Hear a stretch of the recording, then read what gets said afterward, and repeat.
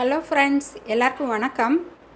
காலிஃப்ளவரை வச்சு ஒரு 65 கோபி 65ன்னு சொல்லி வீட்லேயே எப்படி நல்லா கிறிஸ்பியாக நல்லா ஹோட்டல் டேஸ்ட்டை விட நல்லா அருமையாக வருங்க. வீட்டில் இருக்கிற இன்க்ரீடியன்ஸை வச்சே நம்ம செய்யலாம்.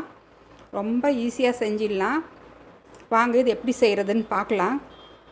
அதுக்கு தேவையான பொருட்கள், இப்போ ஒரு காலிஃப்ளவர் வாங்கி நல்லா சின்ன சின்னதாக இது மாதிரி கட் பண்ணி வச்சுக்கிங்க. உங்களுக்கு வேணுங்கிற சைஸ்க்கு நீங்கள் கட் பண்ணி எடுத்துக்கலாம்.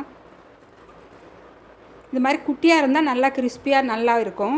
இந்த மாதிரி குட்டியாக நறுக்கி வச்சுக்கிங்க. ஒரு மிக்சிங் பவுலில்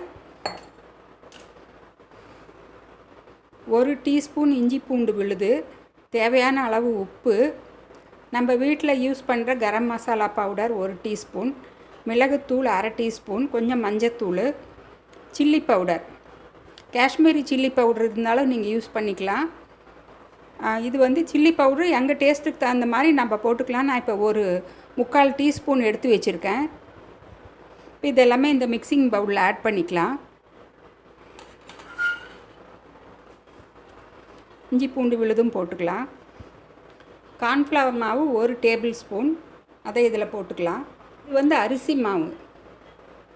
இது எங்களுக்கு நல்லா இவ்வளோ பெரிய காலிஃப்ளவர், அதுக்கு தகுந்த மாதிரி நீங்கள் மாவு வந்து இன்க்ரீடியன்ஸு நீங்கள் கூட குறைவாக நீங்கள் ஆட் பண்ணிக்கணும். நான் இப்போ வந்து 2 டேபிள் ஸ்பூன் அரிசி மாவு எடுத்து வச்சுருக்கேன். அதே இதோடு ஆட் பண்ணிக்கலாம். மைதா மாவும் ஈக்குவலாக அரிசி மாவு எவ்வளோ போடுறோமோ அதே அளவுக்கு மைதா மாவும் போடணும். 2 டேபிள் ஸ்பூன் மைதா மாவு. பாருங்கள், 1 டேபிள் ஸ்பூன் அளவுக்கு ஆயில் இதோட மிக்ஸ் பண்ணிக்கலாம். இது நல்லா கலந்துக்கலாம். இப்போ நாங்கள் ஆயில் போடுறது வந்து மசாலாலாம் நல்லா அதுலேயே ஒட்டிக்கிட்டு அந்த கோட்டிங் வந்து நல்லாயிருக்கும். எண்ணெயில் போடுறப்ப பிரியாமல் இருக்கும். அதுக்கு தான் ஆயில் போட்டு நாங்கள் மிக்ஸ் பண்ணிக்கிறது. இப்போ கொஞ்சமாக தண்ணியை தெளித்து நாங்கள் இதை மிக்ஸ் பண்ணிக்கலாம். ஃபஸ்ட்டு நீங்கள் நல்லா கலந்துக்குங்க ஒரு ஸ்பூனால். அப்புறம் கொஞ்சமாக தண்ணி தெளித்து நீங்கள் இதை மிக்ஸ் பண்ணணும். ரொம்ப தண்ணி மாதிரி கரைக்காதீங்க.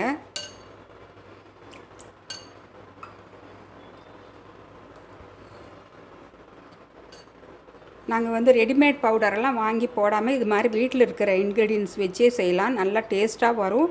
எங்களுக்கு ஹைஜீனிக்காகவும் இருக்கும், எந்த ஆர்டிஃபிஷியல் ஃப்ளேவரும் இல்லாமல். இப்போ இதோட இந்த கட் பண்ணி வச்சுருக்கிற காயும் போட்டுக்கலாம். இப்போ எல்லா வெஜிடபிளும் போட்டாச்சு. இப்போ மறுபடியும் கொஞ்சமாக தண்ணி தெளித்து நல்லா மிக்ஸ் பண்ணிக்கலாங்க. மிக்ஸ் பண்ணி ஒரு 1/2 hour அப்படியே நாங்கள் அதுக்கு டைம் கொடுக்கலாம். நல்லா ஊறி அந்த வெஜிடபிளில் அந்த வாசனையெல்லாம் இறங்கி நல்லாயிருக்கும். அப்புறம் நாங்கள் ஆயிலில் டீப் ஃப்ரை செய்ய வேண்டியது தான்.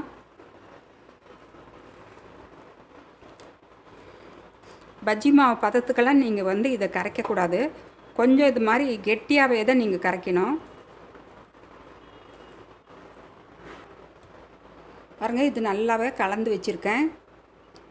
எல்லா வெஜிடபிள்ஸும் கம்ப்ளீட்டாக இந்த பேட்டரால் கம்ப்ளீட்டாக கவர் ஆகிருக்கணும். இது மாதிரி நீங்கள் கலந்து வச்சு ஒரு 1/2 hour இதுக்கு டைம் கொடுங்க. நல்லா ஊறட்டும், அப்புறம் பார்க்கலாம். இப்போ 1/2 hour ஆயிடுச்சு. ஓப்பன் பண்ணி பார்க்கலாம். நல்லா ஊறி இருக்கும். இது ஆயிலில் நல்லா டீப் ஃப்ரை பண்ணி பார்க்கலாம். கடாய் வச்சு ஆயில் ஊற்றிருக்கேன். ஆயில் நல்லா ஹீட் ஆகணும். நல்லா ஹீட் ஆனதும் நாங்கள் போட ஆரம்பிச்சிடலாம்.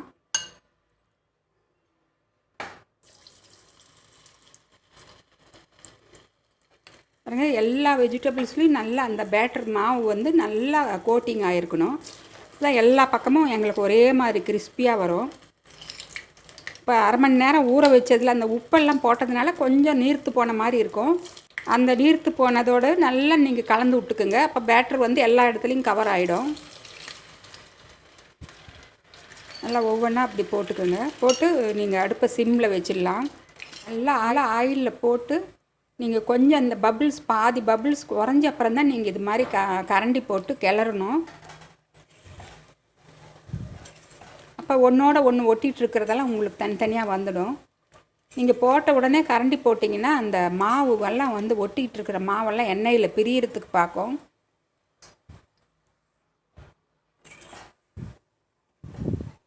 பாருங்கள். இப்போ நீங்கள் இந்த ஒன்றோட ஒன்று ஒட்டிகிட்ருக்கிறத இப்போ நீங்கள் பிரித்து விட்டுக்கலாம். பாருங்கள், இப்போ நல்லா வெந்துடுச்சு. இந்த ஆயிலில் அந்த நுரையாக இருக்கிற அந்த பபிள்ஸ் எல்லாமே கம்ப்ளீட்டாக குறைய போகுது. இப்போ நாங்கள் கொஞ்சம் அடுப்பை ஹை பண்ணி ஒரு 30-40 செகண்ட்ஸ் வச்சு இருந்து அப்புறம் எடுத்துடலாம். பாருங்கள், எல்லாமே நல்லா தனித்தனியாக செப்பரேட்டாக தான் இருக்கும். பாதி அளவுக்கு நல்லா வெந்த அப்புறம் தான் நீங்கள் கரண்டியே போட்டு கிளறணும். அப்போ தான் அது எல்லாமே எண்ணெயிலேயே அப்படியே வந்து கரையாமல் இருக்கும் மாவெல்லாம். பாருங்கள், சூப்பராக ரெடி ஆகிடுச்சி கோபி 65. நல்லா கிறிஸ்பியாக இருக்கும்.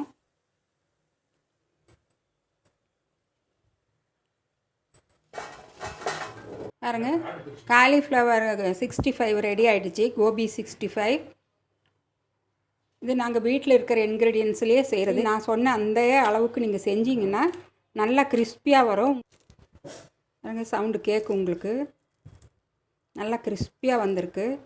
இது மாதிரி நீங்கள்லாம் செஞ்சு பாருங்கள். செஞ்சு பார்த்து உங்கள் ஃபீட்பேக்கை எனக்கு கமெண்ட்ஸ் போடுங்க. மறக்காமல் என்னுடைய சேனலை சப்ஸ்கிரைப் பண்ணுங்கள். உங்கள் ஃப்ரெண்ட்ஸ் அண்ட் ஃபேமிலிக்கும் ஷேர் பண்ணுங்கள். அவங்களையும் சப்ஸ்கிரைப் பண்ணி அந்த பெல் ஐக்கானை கிளிக் பண்ண சொல்லுங்கள். அப்போ தான் அடுத்தடுத்த வீடியோ உங்களுக்கு உடனே கிடைக்கும். நான் மறுபடியும் உங்களை ஒரு இன்ட்ரெஸ்டிங்கான வீடியோவில் சந்திக்கிறேன். பாய்.